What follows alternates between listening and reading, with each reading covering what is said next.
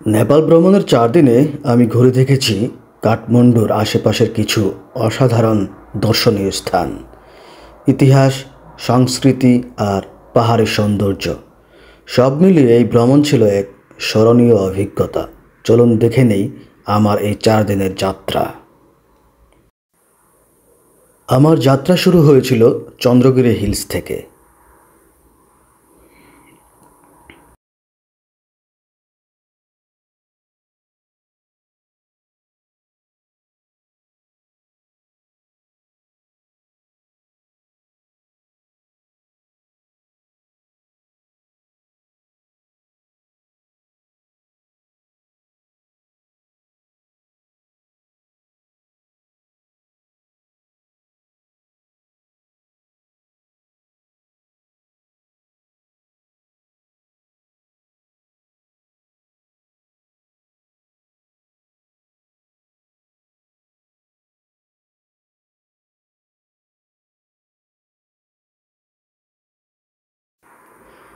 কেবল কারে চড়ে উঠলাম পাহাড়ের চূড়ায়।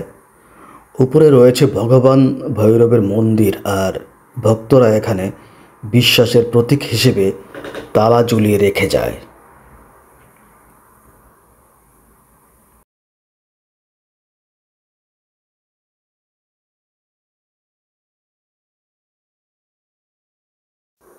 সেদিন আকাশ ছিল মেঘাচ্ছন্ন, তাই স্পষ্ট ভিউ না পেলেও পাহাড়ি বাতাস আর পরিবেশ সত্যি মনোমুগ্ধকর ছিল। বিশ্বাস করে থাকেন যে এখানে তালা লাগিয়ে গেলে তাদের ভাগ্যের কোনো পরিবর্তন হতে পারে। এই বিশ্বাসীরা এখানে এত উপরে উঠে কেবল কারের মাধ্যমে উঠে তারপরে এখানে তালা লাগিয়ে যান। দেখুন, অনেক অনেক তালা এখানে লাগানো আছে। বাংলাদেশে শুধু যে তালা বাবা আছে, জুতা বাবা আছে, এই বাবা আছে, সেই বাবা আছে, সেরকম না। আসলে দেশে আমরা আরও অনেক কিছু ঘুরে ঘুরে দেখতে হবে। এর মধ্যে রয়েছে একটা চমৎকার একটা মন্দির। এই মন্দিরটা আমরা ঘুরে দেখার চেষ্টা করব।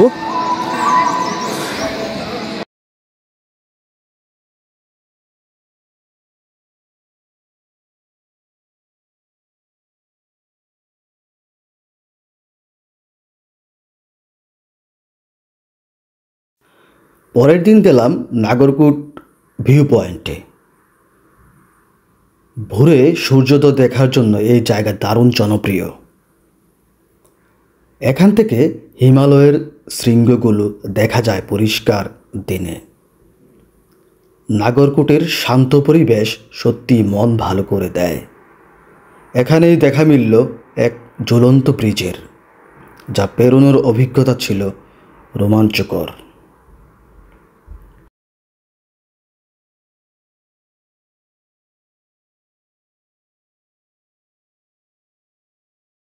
Why you scared?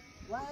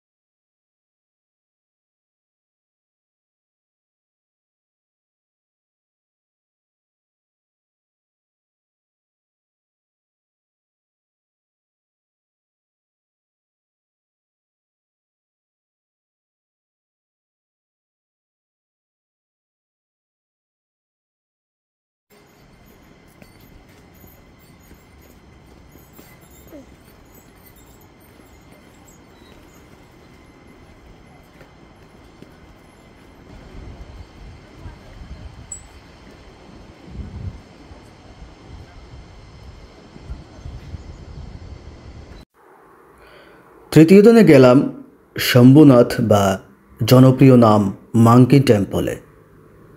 পাহাড়ের চূড়ায় অবস্থিত এই বুদ্ধ স্তূপটির বয়স প্রায় 2000 বছর।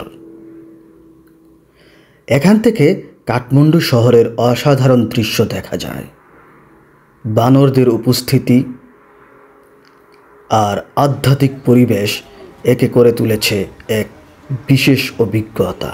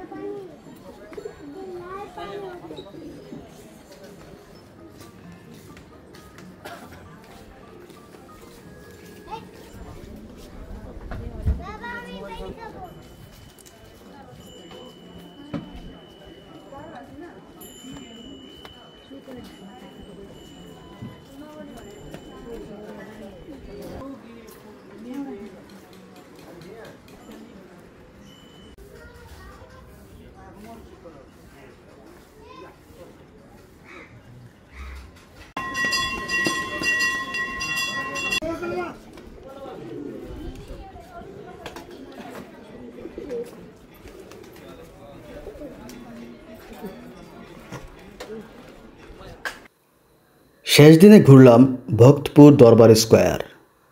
মধ্যযুগীয় পরিবেশের মতো লাগলো এই জায়গায়। রাজপ্রাসাদ, মন্দির আর কারুকাজ দেখে মনে হলো যেন ইতিহাস জীবন্ত হয়ে উঠছে। এখানকার বিখ্যাত জুজুধাউ বা রাজদই অবশ্যই চেখে দেখার মতো।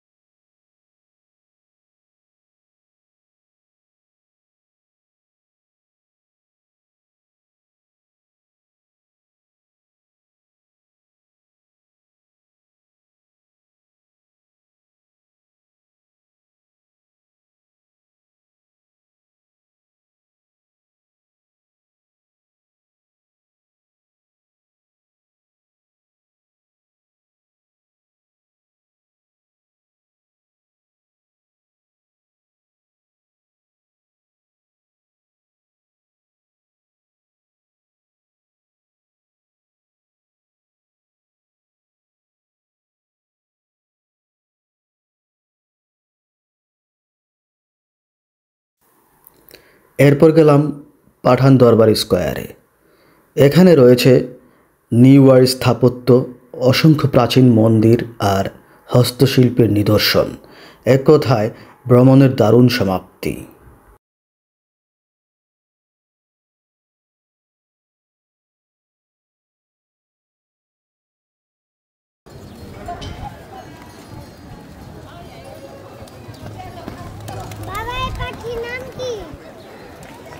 পিজিয়ন।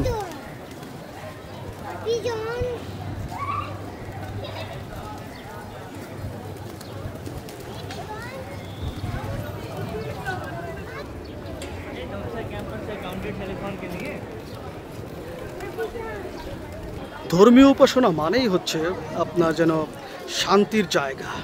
তবে এখানকার যে হিন্দু ধর্মাবলম্বীরা রয়েছেন তারা বিশ্বাস করেন, মনে করেন যে তাদের পবিত্র জায়গা হচ্ছে মন্দির। আর এই মন্দিরের পাশে দেখুন এখানে শান্তির প্রতীক কবুতর, অনেক অনেক কবুতর রয়েছে যারা শান্তির প্রতীক। এখানে মনে হচ্ছে শান্তি বহন করে তারা নিয়ে আসছে।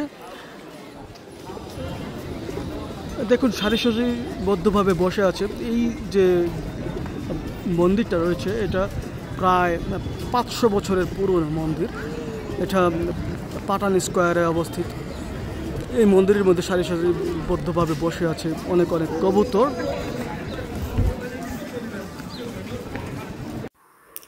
4 দিনে কাঠমান্ডুর আশেপাশে এই ভ্রমণ আমার মনে গেঁথে থাকবে অনেক দিন।